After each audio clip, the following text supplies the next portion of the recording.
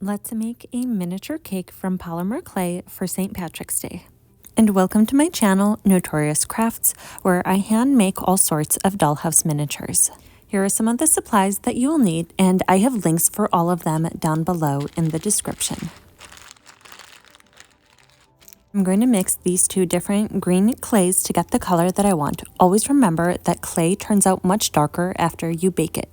Now I'm just running it through my clay pasta machine to flatten it out.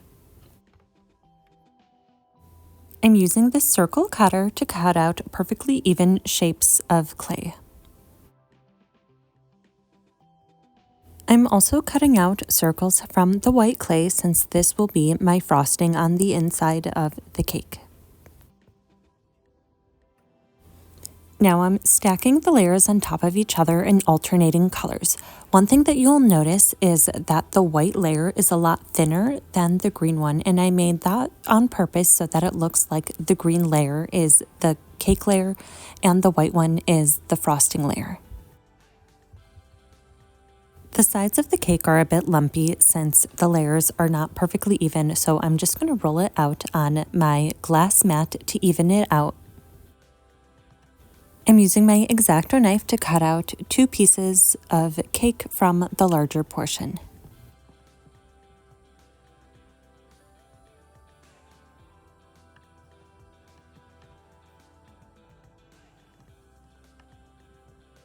I'm going to cut this larger piece in half to get my second piece of cake.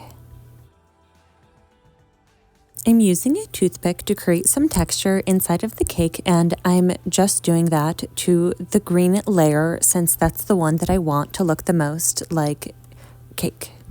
I'm not going to add any texture to the white layer since I want it to look smooth like frosting.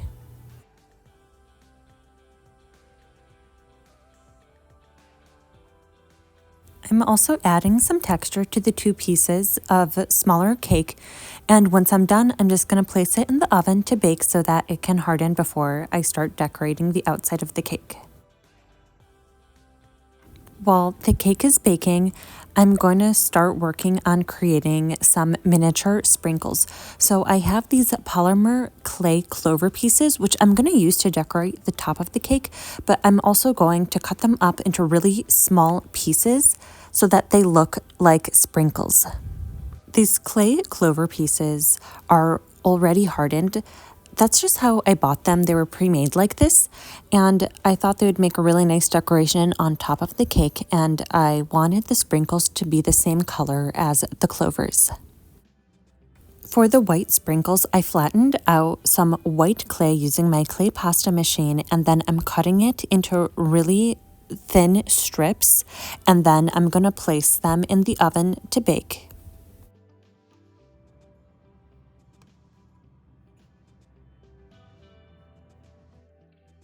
After baking these white strips of clay, they have hardened and now ready to cut up into really small pieces to look like sprinkles.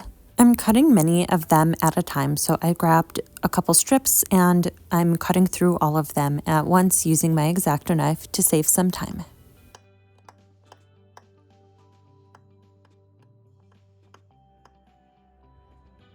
I'm covering up the outer rim of the cake using some white liquid polymer clay, and I'm just going to do a nice even layer. I'm going to smooth it out using a toothpick. The white liquid polymer clay is really thick and it actually covers up the layers of the cake so you won't be able to see them.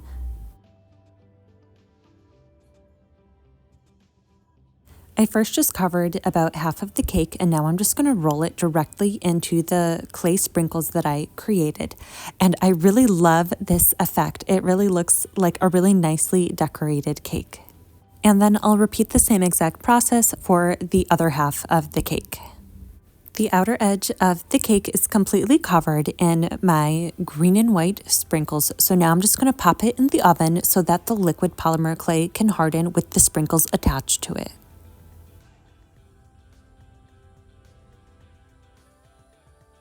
For this last step of my cake decorating, I'm adding some liquid white polymer clay to the top of the cake, and this also helps cover up any imperfections or if there's any little dust specks that made it into the white clay.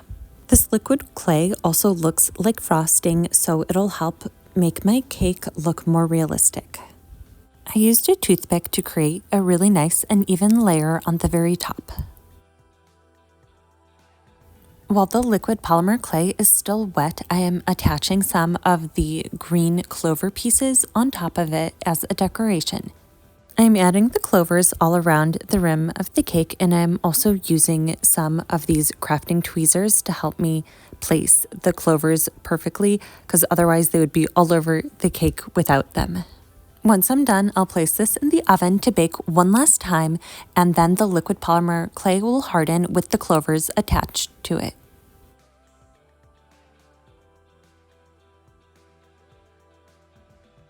I also decorated the two smaller pieces of cake the same exact way so that they look like they are slices from the bigger cake.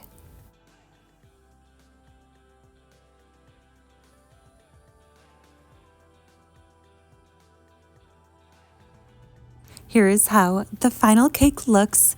I absolutely love how it turned out. The decorations are perfection. The liquid polymer clay helps my miniature cake look a lot more realistic. I also really like how the sprinkles turned out. This is a really great way to decorate a miniature cake. The 4-leaf clovers on the very top are also perfect for St. Patrick's Day. Let me know what you guys think of this cake down below in the comments. As always, thank you so much for watching, and I'll see you guys in the next video.